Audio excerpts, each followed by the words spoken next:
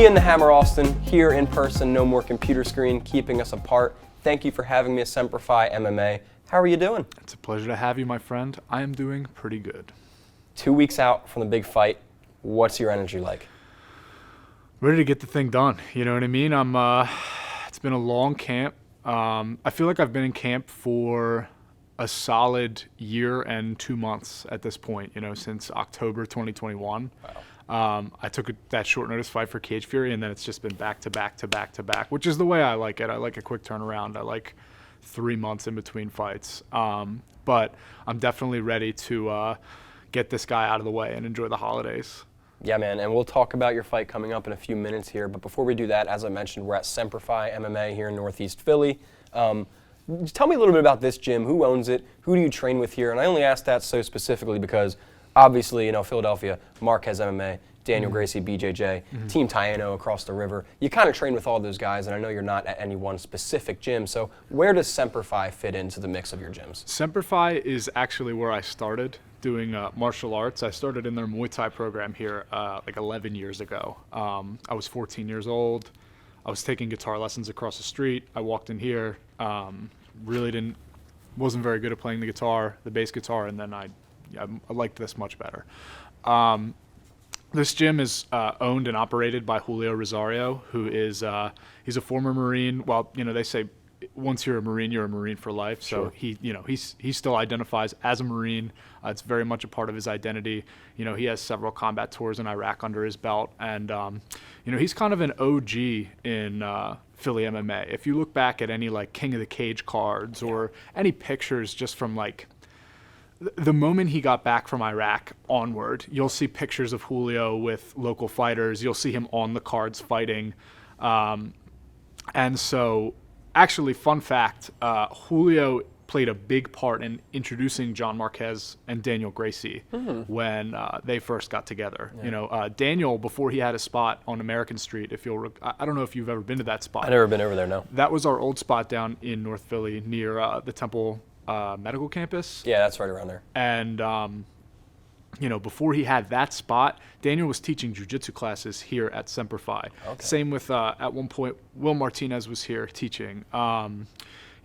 Anybody in jiu-jitsu especially has passed through these doors. Right. And, this was like a real original spot for Philly MMA.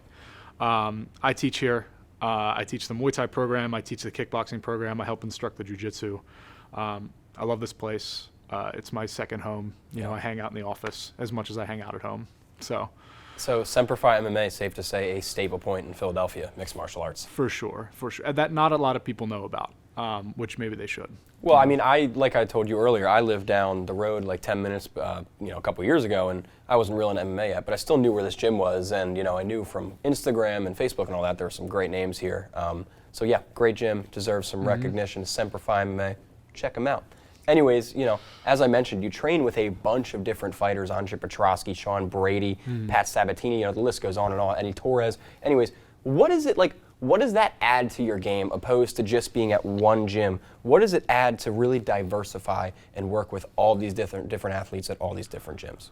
So, as a heavyweight, I'm in a strange spot. You know what I mean? As far as those athletes that are at that higher level, we have 5, 6, 7 guys who are these, UFC fighters. Then you have guys who are high-level regional pros. Right. You have guys who are amateur prospects and stuff like that. And so as far as the mental aspect goes of being on that team and interacting with these guys and being able to pick their brains and getting advice from them, that is a huge part of what makes me personally so confident in my abilities. Right. Now, as far as like actually training together goes, just to give you some insight into the way this kind of stuff goes, you won't run into a lot of smaller guys who want to train with the heavyweights. Sure. I'm a small heavyweight. I'm like 230, 235. You know what I mean? Generally, that's my walking around weight. That's my fighting weight. But even at that weight, falling on somebody the wrong way means you're out for a couple of weeks. Right. You know what I mean? Yeah. Going light for us, which is how most heavyweights tend to spar, just is like mid-level to intermediate power level for a lot of other weight classes. Sure.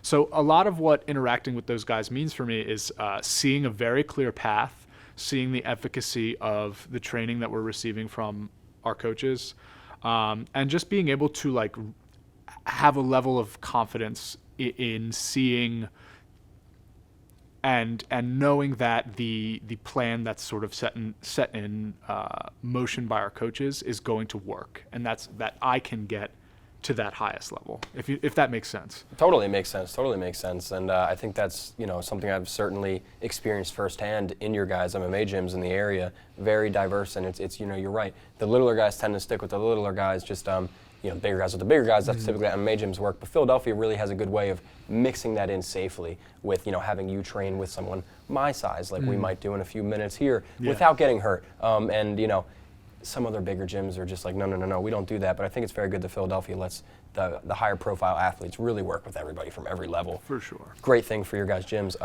Now, you have a lot of teammates and really just local gym members on this card with you.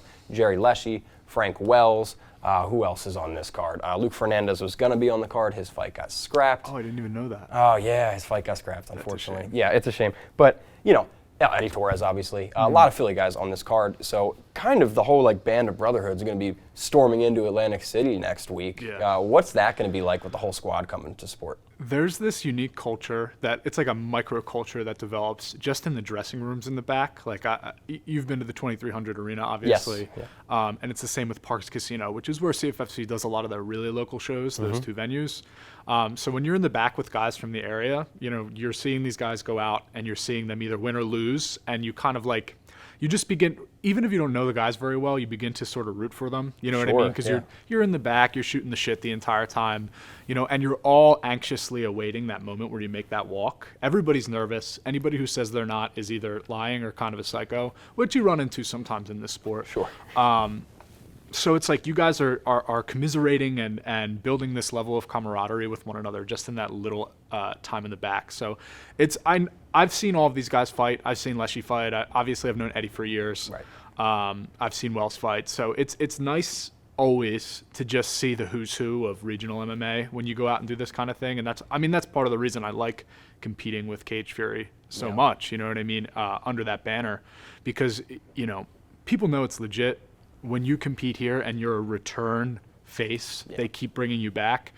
It means that you're on the right path. You know what I mean? So it's exciting. And Atlantic City, that's kind of like the East Coast mecca for fights. Yeah. So it'll be my first other than time. MSG. Yeah, exactly. Yeah. How could I forget? I mean, someday you'll be at MSG. Someday. So as I mentioned, as we're talking about now, December 16th, CFFC 116. It goes down. You're fighting Billy Ray Valdez. What are your thoughts on him and his opponent overall? It's you never go into a fight, especially at heavyweight, without respecting the power and respecting the ability of anybody in this division to kind of put somebody away at any time. And so I entered this fight just the same way I've entered the rest of my fights. Billy Ray is from Albuquerque, I think. Yeah, New Mexico. He's not from Jackson Wink, so I don't know what gym he's from. There isn't a lot of tape of him out there. I've watched the little bit that's sort of publicly available online. He has one notable win that I'm impressed by. So that means that when I go in and fight him, I'm going to keep in mind that he has the ability to put people away. He's done it before. That being said, I'm used to being a David in a division of Goliaths. Sure. In this division. In all of my fights, I fight giving up 30 pounds, 40 pounds, 15 pounds. You know what I mean? No matter what, these guys that I'm fighting so often are so much bigger than I am. And Billy Ray, I know for his last fight, came in at 233, which is just around the same same size as me. And I have a few inches on him, so it'll be nice to. It changes the strategy up a little bit when you go in against the guy who's actually, for all intents and purposes, in my weight class. Right. You know what I mean? Instead of fighting these behemoths that I've been fighting for the last few fights. So, without giving anything away, I want to really display some of, I've done a lot of grappling in the last few fights, and that'll still be present, but there's some other, tools that I have and that I've been training for years that I really haven't gotten to show off yet. So I'm ready to show those. Well, I can't wait. I'll be there in person. Obviously, I'll be speaking with you afterwards. But yeah, you were just talking about being, 235 pounds in the heavyweight division. Your last fight going up against Marcus Leach, he probably weighed 280 pounds in the octagon. But in our interview for that fight, I remember saying, what are your thoughts on Marcus Leach? 280 pounds, but he's like an ex-bouncer, doesn't train at the most high-level gym, blah, blah, blah. You kind of shut me up and were like, no, that doesn't matter. I take everybody seriously. One of his punches could knock me out. You fought like that. You got the win like that. So very smart fight IQ and training IQ of you to even think that way and to respect all of your opponents to that level. The fact is that, like, you will see these weirdo, these sort of freak prospects that come out of like nowhere gyms. You know what I mean? You have these guys, especially at heavyweight, who just are like the best guy in their little gym that's a hole in the wall. So you don't want to go into a fight against one of these guys and be like, oh, he's nothing. You know what I mean? In this case, he's a debuter. He has a middling record as an amateur. To be honest, I was 4-2-1 as an amateur. You know what I mean? Do I think that represented my skill level? No. You know what I mean? Obviously, I'm coming into the professional league with these heavyweights, and I'm finishing guys in the first round. So you cannot look at somebody's record and not keep in mind that there's a human being outside of the cage that might be looking at their performance, assessing what they did wrong, and doing the right things on their own to make themselves better with or without world-class coaching. So I'm not going in thinking Billy Ray is just some guy I'm going to bowl over. You know what I mean? I'm thinking Billy Ray is a hungry dog who's flying into enemy territory. That takes a set to do in the first place. And so I know he's coming to take me out and shut the crowd up, and I'm coming out to spill some blood for my people at home. So that's the mindset you have to have. We're gladiators. We're coming in there to kill each other. And, I'll buy him a drink afterwards, regardless of the outcome. Love it, man. Love it. So, speaking about that strictly stylistically, based on from what you've seen from him, how do you think you two match up? I always am very careful to toe the line between confidence and being braggadocious, but I think that, and this is the case with a lot of these heavyweights, I am better everywhere. I really do believe that. He obviously, from his last fight that I watched, I went and found some tape of him. He seems like he's learned a lot since his early fights, so the two fights that are available of him, it's like his third fight and then his most recent fight. And he only has about 5 or 6 amateur fights. Yeah. So it's in that span, you can tell that there's a lot of learning that's going on. He has gotten a lot more patient than in those early fights. And with my team, I've sort of been analyzing that and knowing that like there's space there to sort of, we'll just say that there's space there for pressure. You know what I mean? Again, with any of these interviews, you don't want to give away too much. Right. It's there for them to see when it comes out. But there is definitely holes that I see I can exploit, and I will do so with eagerness. 2-0 as a professional, 2 finishes as a professional. Again, as you said, don't want to give too much away. So let me just ask you this. Can we expect another finish? Anything can happen when that door closes. I come out like I'm getting shot out of a rocket every time. I always want to fight like I'm looking for a finish. If you know me, you look at my record, I only have 2 fights that I've won that aren't finishes. One was on 2 days' notice, and the other one was against an absolute 6'6" killer from Jackson Wink MMA. And that fight, that last round, I won that fight with a broken hand. My thumb was completely separated from the rest of my hand. So that being said, going into this fight healthy, with the right mindset, and against someone who I feel confident with, I would say expect to see a finish however the way it goes to. If it goes to the ground, there's a finish there. If it's standing, there's a finish there. Sure. Awesome. So last fight out, you got the big dub at CFFC 112.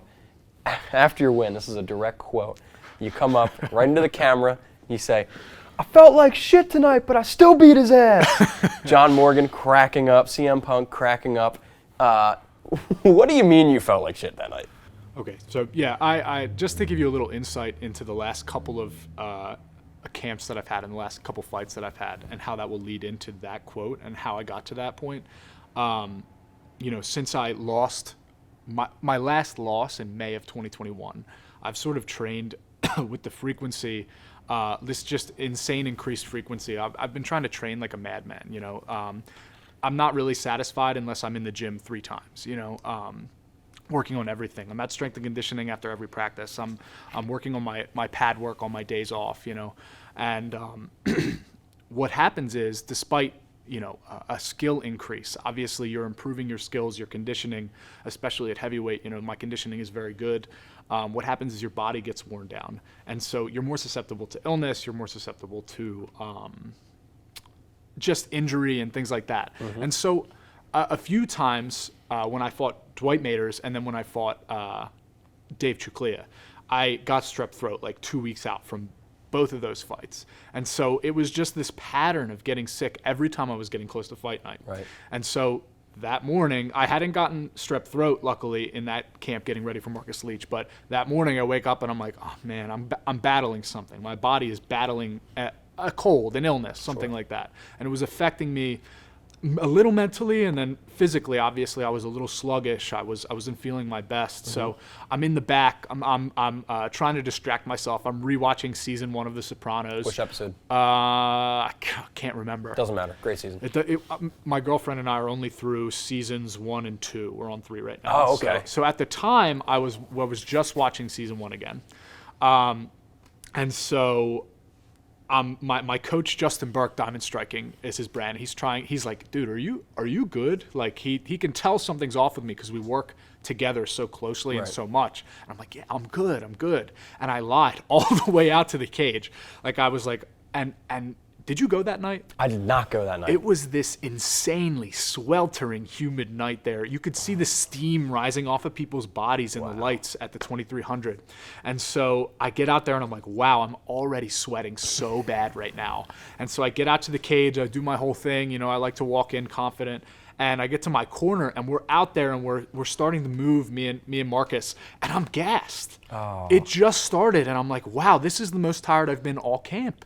And so, a couple of times we tie up, I turn him off of the wall. Obviously, you saw the fight. I tripped him, I choked him. Mm-hmm. I was so relieved because after that pipe cutter choke that I got on him with the rear naked, my forearms were double the size. Really? Like I had such a crazy pump. My grips were gone, you know what I mean, from trying to lock that in. And just like the air in the arena, along with me being a little under the weather, I don't know. I want them to give me the mic so bad because I always have some stupid shit to say. Now I just find the camera. You know what I mean? I look for that cameraman right away. I'm sure if I regret swearing in that clip just because for this reason, all right? In the interviews, you're not allowed to swear because it's on UFC Fight Pass. Right. I gave them a great clip that they could have replayed to promote these fights, you know what I mean? It's just a shame that they can't because of the language. Sure. But long story short, that's what I meant by feeling like shit and still beating his ass. Sorry, Marcus. No, hey man, that's great, and that was a great quote. Swear word or not, John Morgan reposted anyway, so you still got your views. Had me cracking up, and I was just happy to see you get the W. Hopefully, December 16th, you're not feeling like shit this time around. But anyways, it doesn't matter. You're just still going to get the dub. December 16th, CFFC 116, Hard Rock Casino in Atlantic City. Can't wait to be there.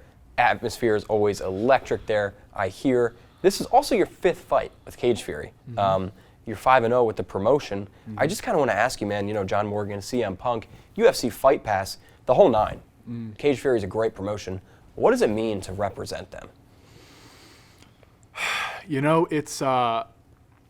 It's one thing to compete under the banner of a promotion like Cage Fury.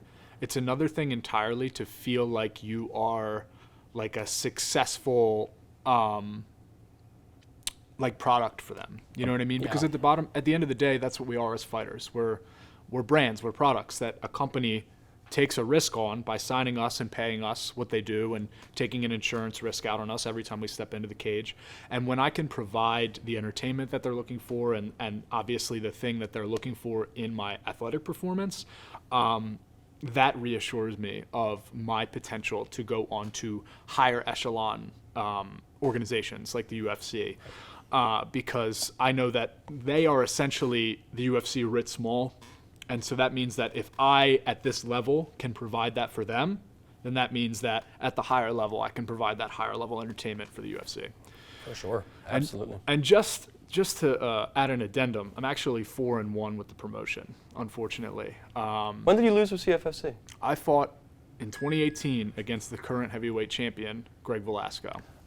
You're right, and that was actually I feel like an idiot for even saying that because I knew that, and I have this written down on my phone right here. No reason to feel for like my an next idiot. question. It's a great segue. Well, yeah, it is a great That's what we segue call because it. Ian, also, what's next, dude? Do you want to go after him again for the belt, or do you want to go promotion shopping? I think this is a great storyline. You know what I mean?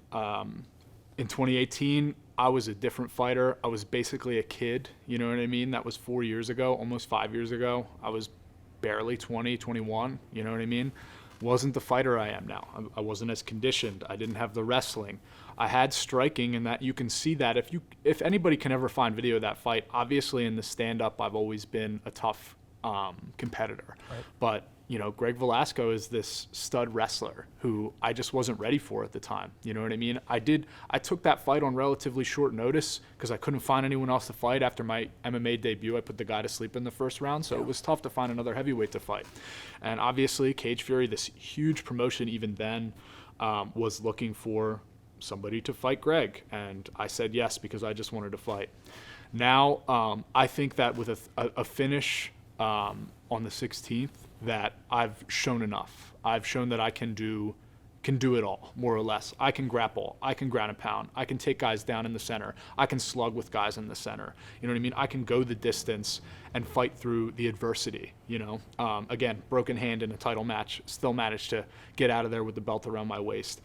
And I'm 100% confident that if it doesn't matter if it's Greg, it doesn't matter who is holding that belt. After this fight, you know, if Greg gets a call, great. You know what I mean? Whoever they put in there for me to fight for that belt, I'm taking that belt home with me from them, taking it out of the center of the ring, wherever. If it belongs to no one, then it belongs to me at the end of the night. If it belongs to someone, then I take it from them. And I'm ready to do that, whatever's necessary. I love it, man, and I totally agree. I think you're much more well-rounded since then. You're much more mature, both in size and mentality. You know, you roll with Pat Sabatini, Sean Brady, and Andre Petrosky, so we don't really need to say that your grappling has improved. It speaks for itself. So I would love to see that rematch, and regardless, I'd love to see you fight for a CFFC heavyweight belt. So, you know, let's look even further down the line here. You get that belt, you're 4-0 in the promotion now after you get the big knockout next week, and then the belt, whenever that be. 4-0 as a professional. What's after that in a year or two, man? Do you want? I know you want to go to the UFC, so kind of just like map out your stepping stones for me. As far as I can tell, you know, with heavyweights it goes a little quicker. You know, obviously 3-0 even with a promotion like Cage Fury is not a lot to get a title shot. All things considered, you know what I mean? I think Sean was like 7-0 before he got his title shot, or 6-0, something like that. Something like that. So that's half of the fights necessary to get the title shot. But that's because heavyweight, every time you step in there, like we talked about earlier in this interview even, you're putting your chin on the line. These guys hit like trucks, no matter who they are. And so even if you're the better guy, one lucky punch or one well-timed punch can be the end. So what that also means is that you get the call faster. You know, heavyweight it's not like a super deep division in any organization. You know what I mean? There's a handful of skilled heavyweights in the world, let alone in certain organizations. Sure. So at 4-0, I don't know. You know, I think I'm an exciting performer. I think I'm the most exciting performer in the region at my weight class. You know, I think above 200 pounds even. You know what I mean? I think I'm a really exciting fighter. I put on a show. I talk a lot of smack in the cage where it matters, and like to have a good time in there. So I think that the UFC would be making a smart decision if they gave me a call after 4-0. If not, I'll defend the belt if I need to and show them why they need to give me a call. You know what I mean? And I'll be ready to answer it. And you're going to be, you know, when you get to 4-0, you're going to be, what, like 27 years old? Yeah, something like that. Dana, hit my man up. Dana.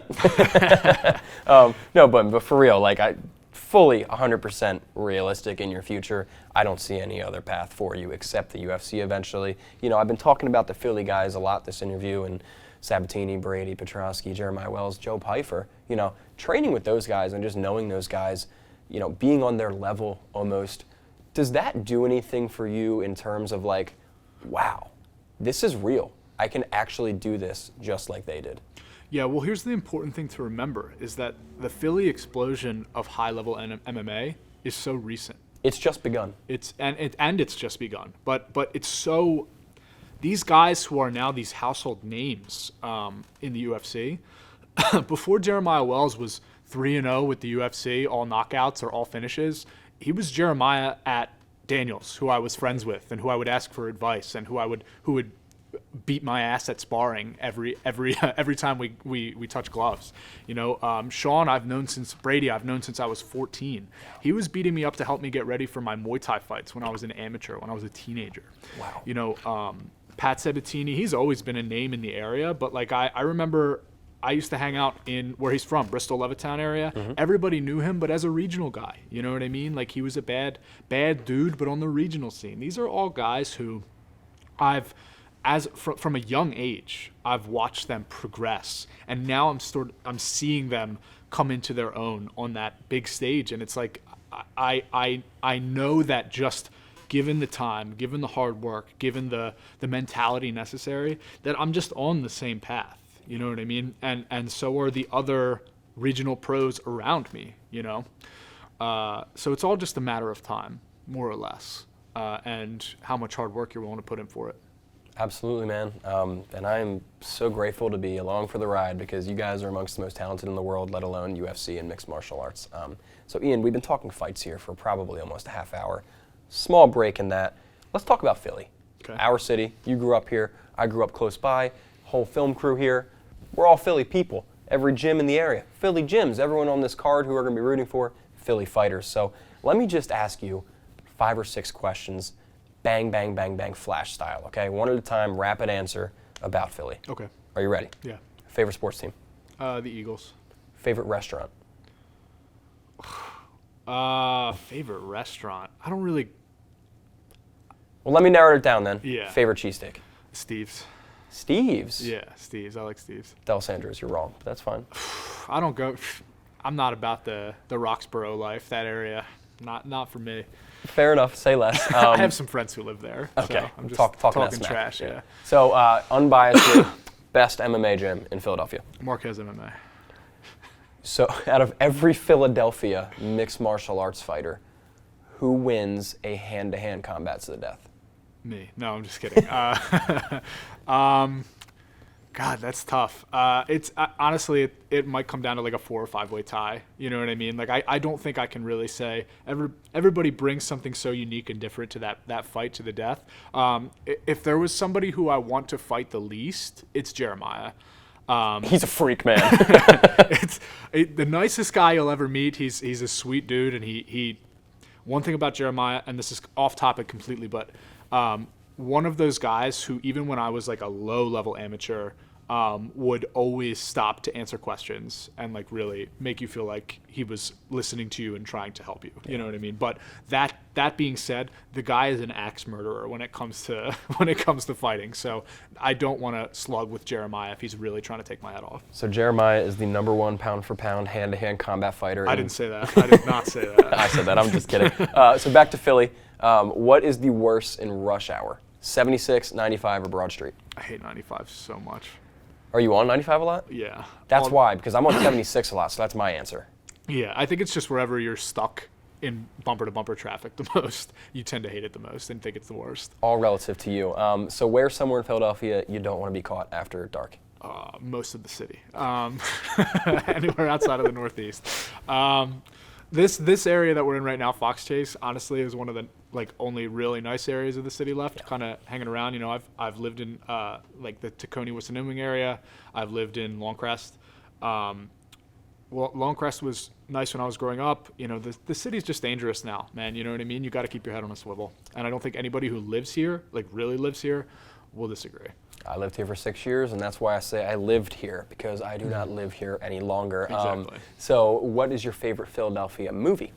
Philadelphia. Even if it's a sports movie. Philadelphia movie. I guess Rocky is the one that I would probably. I think it's more than a boxing movie. You know what I mean? It's just an overall good character study and drama, as well as like a boxing film. And I'm a fighter, so it makes sense. Yeah. Philly fighter. You're gonna say Rocky. 100%. 100%. Last Philly question.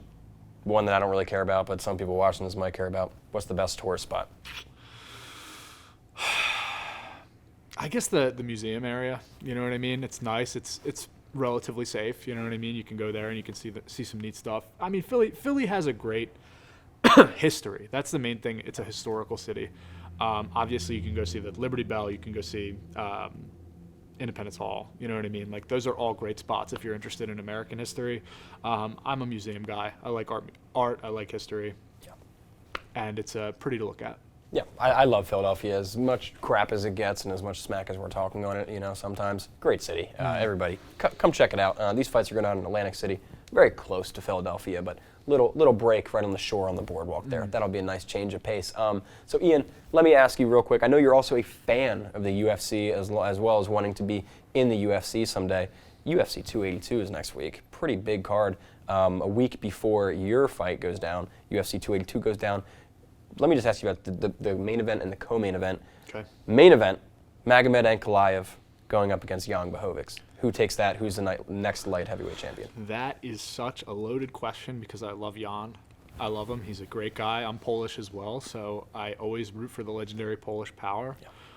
Yeah. Magomed is a murderer. That's a man who kills people with his hands. Yeah. Just that region of the world, man. Everybody who comes from there and comes and steps into the octagon is such a tough contender. Yeah. Like, there's just I can't. It's tough. The way he walked through Ion Cutelaba, like twice. Whatever you want to call that first fight, he was going to smoke him either way. Mm-hmm. You know what I mean? And then just murdered him in the second fight. And Cutelaba, middling record as far as like a 205er will go, but he's tough. He's tough as nails. You know what I mean? So just to dog walk him the way that he did, and then I don't know. My heart says Jan. My brain, and if I was a betting man, says Magomed. I agree with you there. What about the co-main event, Paddy the Baddy going up against Jared Flash Gordon?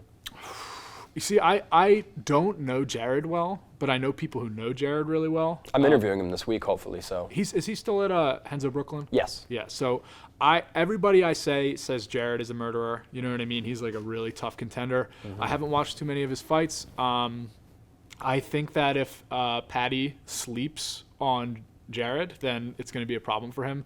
We've seen Paddy get hurt in like every fight that he's been in, and you know what I mean. He gets rocked. He fights pretty wild. So it's like, as you start to get into that upper echelon of 155ers, you're going to start to you really can't give up your chin like that. You know what I mean? Because guys will capitalize on it. And I think Jared is one of those guys who could do that. Oh, Jared's a dog, and he's going to open as or close as like a plus 200 underdog. So, but the fan of me obviously wants Paddy the Baddy to get it done. Exciting fighter, love him as a star, but I think my wallet's going to be saying, Jared Gordon, give me some of that cash.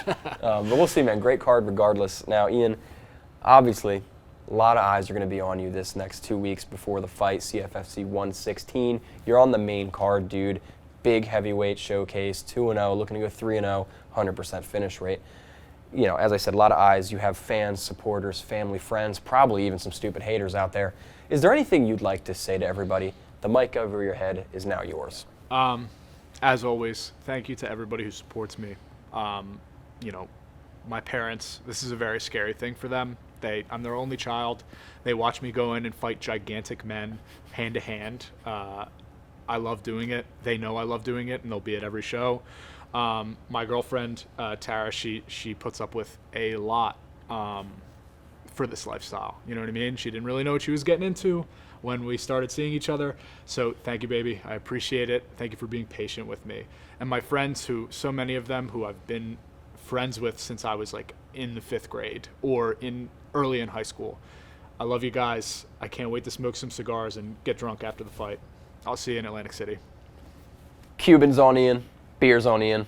I'll buy you a beer. I don't know about all that. No, but Ian, for real, thank you so much for hosting us at Semper-Fi. It's an honor. Was very much so looking forward to meeting you in person. I'm glad we got to do this. Do not sleep on this man, people. Ian the Hammer Allston is legit.